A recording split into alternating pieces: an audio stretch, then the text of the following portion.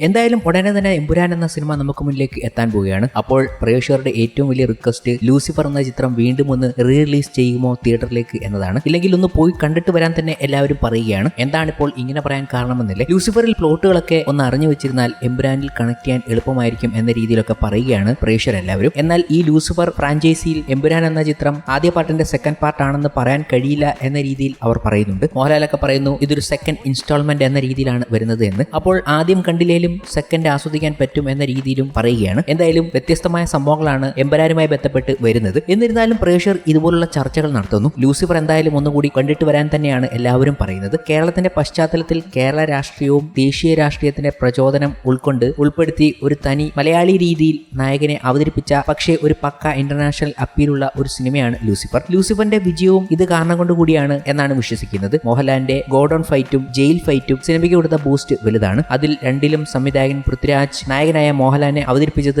ആവട്ടെ മുണ്ടുമടക്കി മീശ പിരിച്ചുള്ള മലയാളികൾ കണ്ടുശീലിച്ച ഫാൻസിന്റെ പൾസറിഞ്ഞ ഫാൻസിന് വേണ്ടിയുള്ള മോഹൻലാൽ ആയാണ്. അതിൽ തന്നെ ഒരു തമിഴ് പാട്ടിന്റെ എലവേഷനോടുകൂടെ മുരുകൻ മാർട്ടിൻ അവതരിപ്പിച്ച മുത്തുവിന്റെ വ്യൂ പോയിന്റിൽ കൂടെയാണ് ഗോഡൌൺ ഫൈറ്റ്. പറഞ്ഞു വന്നത് ഒരു ശരാശരി ആരാധകന് ആഘോഷിക്കാൻ ഉള്ള എല്ലാ സ്റ്റെപ്പും ഈ രണ്ട് ഫൈറ്റിലും ഉണ്ട്. ഇടയിൽ വരുന്ന കണ്ടെയ്നർ ബ്ലാസ്റ്റിംഗ്, ബാർ ഫൈറ്റ് ഒക്കെ അതുകൊണ്ട് തന്നെ പ്രേക്ഷകരെ പിടിച്ചിരുത്തുന്നുമുണ്ട്. ഒട്ടും അതിശോക്തി ഇല്ലാതെ തന്നെ അതോടൊപ്പം തന്നെ മുമ്പ് പറഞ്ഞ ഇന്റർനാഷണൽ അപ്പീൽ ഉള്ള ഒരുപാട് സീനുകൾ സമാസമം കൂട്ടിച്ചേർത്തുകൊണ്ട് ഒട്ടും ഏച്ചുകെട്ടലുകൾ ഇല്ലാതെ തന്നെ സ്റ്റീഫൻ എബ്രഹാം ഖുറേഷിയാണെന്ന് ഉള്ള റിവീൽ സീൻ തരുന്നത് ഒരു അഡ്രിനാലിൻ റഷാണ്. കേരള പശ്ചാത്തലത്തിൽ നിന്നും റഷ്യൻ ബോർഡറിലേക്ക് പറിച്ചു നട്ടപ്പോഴും ഹൈ ആയി തന്നെ പ്രേക്ഷകർക്ക് കണക്ട് ആയി അവിടെ അവസാനിച്ചതുകൊണ്ടുകൂടെയാണ് ലൂസിഫർ ക്ലൈമാക്സ് അത്ര മികച്ചതായി അനുഭവപ്പെട്ടത്. ഇപ്പോൾ നമുക്ക് മുന്നിൽ സ്റ്റീഫൻ എന്ന അബ്രഹാം ഖുറേഷിയുടെ വലിപ്പം പൂർണ്ണമായും കണ്ടിട്ടില്ലെങ്കിൽ കൂടിയും ഒരു ഏകദേശ ധാരണയുണ്ട്. അതുതന്നെയാണ് എമ്പുരാൻ എന്ന സിനിമ നേരിടുന്ന പ്രധാന വെല്ലുവിളി. എമ്പുരാന്റെ പശ്ചാത്തലം കേരളം മാത്രമായി ഒതുക്കാൻ പറ്റില്ല. അതിൽ ഇന്റർനാഷണൽ സീനുകൾ ഒരുപാട് വേണ്ടതുണ്ട്. അതേസമയം പൂർണ്ണമായും ഇന്റർനാഷണൽ സ്റ്റഫ് കുത്തിനിറച്ച് ഓവറാക്കുകയും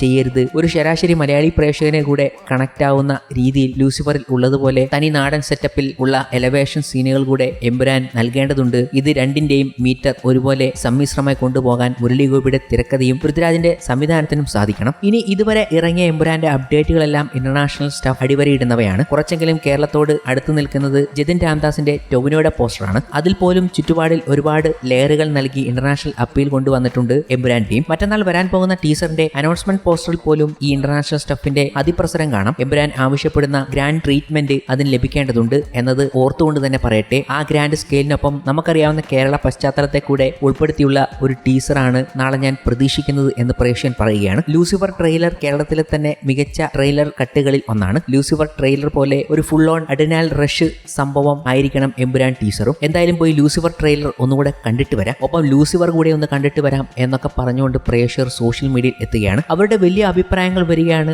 എമ്പുരാൻ എന്ന ചിത്രത്തിന്റെ ടീസർ ഇറങ്ങുന്നതിന് മുമ്പ് തന്നെ പ്രതീക്ഷകൾ അവർ ഇങ്ങനെയൊക്കെയാണ് വെക്കുന്നത്. എന്തായാലും പൃഥ്വിരാജ് വലിയ സ്കെയിലിൽ തന്നെയാണ് എമ്പുരാൻ എന്ന സിനിമ ഷൂട്ട് ചെയ്ത് വെച്ചിരിക്കുന്നത്. അതിൽ കേരളവും വിദേശ രാജ്യങ്ങളും ഒക്കെ പശ്ചാത്തലമായി വന്നിട്ടുണ്ട്. കൂടാതെ ഇപ്പോഴത്തെ രാഷ്ട്രീയപരമായ സംഭവങ്ങൾ കൂടി ചർച്ച ചെയ്യുന്ന രീതിയിലാണ് ഷൂട്ട് ചെയ്തിരിക്കുന്നത് എന്ന രീതിയിലൊക്കെ നേരത്തെ തന്നെ ചില വീഡിയോകളിൽ നിന്നും നമ്മൾ മനസ്സിലാക്കി കഴിഞ്ഞിരുന്നു. എമ്പുരാന്റെ ലൊക്കേഷനിൽ നിന്ന് വന്ന ചില വീഡിയോകളിൽ ആ പോയിന്റുകൾ ചൂണ്ടിക്കാണിക്കുന്നുണ്ട്. എന്നിരുന്നാലും ഒന്നും പറയാൻ പറ്റത്തില്ല. ചിത്രം നമുക്ക് മുന്നിലേക്ക് എത്തിക്കുന്നത് മുരളി ഗോപിയുടെ എഴുത്തിലൂടെ തന്നെയാണ്. അദ്ദേഹം എന്താണ് പറയാൻ ഉദ്ദേശിക്കുന്നത് അത് വ്യക്തമായി പൃഥ്വിരാജ് ഒരുക്കി വെച്ചിരിക്കും എന്നതിൽ യാതൊരു സംശയമില്ല. ലൂസിഫർ വന്നതും അങ്ങനെ തന്നെയാണ്. കൂടാതെ ടീസർ അനൗൺസ്മെന്റ് പോസ്റ്ററിൽ ഉള്ള സംഭവങ്ങളൊക്കെ ഞെട്ടിപ്പിക്കുന്നതായിരുന്നു. അതിൽ കൊടുത്തിരിക്കുന്ന വിദേശ രാജ്യങ്ങളുടെ ഡീറ്റെയിലും കാറിന്റെ ഡീറ്റെയിലും വാതിലുകളും കൂടെ പിന്നിൽ ഒളിഞ്ഞിരിക്കുന്ന ടാങ്കർ പോലുള്ള സംഭവങ്ങളും ഒരു പോസ്റ്റ് വാർ സംഭവങ്ങളെ കാണിക്കുന്ന രീതിയിലാണ് ആ പശ്ചാത്തലം തന്നെ ഒരുങ്ങിയിരിക്കുന്നത്. ആ കാറിൽ നിന്നും ഇറങ്ങി വരുന്ന എബ്രഹാം ഖുറേഷിയാണ് ഇപ്പോൾ പ്രേക്ഷകർ വിഷ്വലൈസ് ചെയ്യുന്നത്. അങ്ങനെ ഒരു സംഭവം അവർക്ക് മുന്നിലേക്ക് എത്തിയാൽ പറയേണ്ട കാര്യമില്ലല്ലോ. ഞായറാഴ്ച ഉണ്ടാൻ പോകുന്ന ഇമ്പാക്ട് വേറെ ലെവലായിരിക്കും.